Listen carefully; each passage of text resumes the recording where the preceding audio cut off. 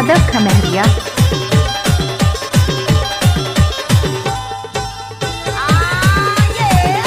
DJ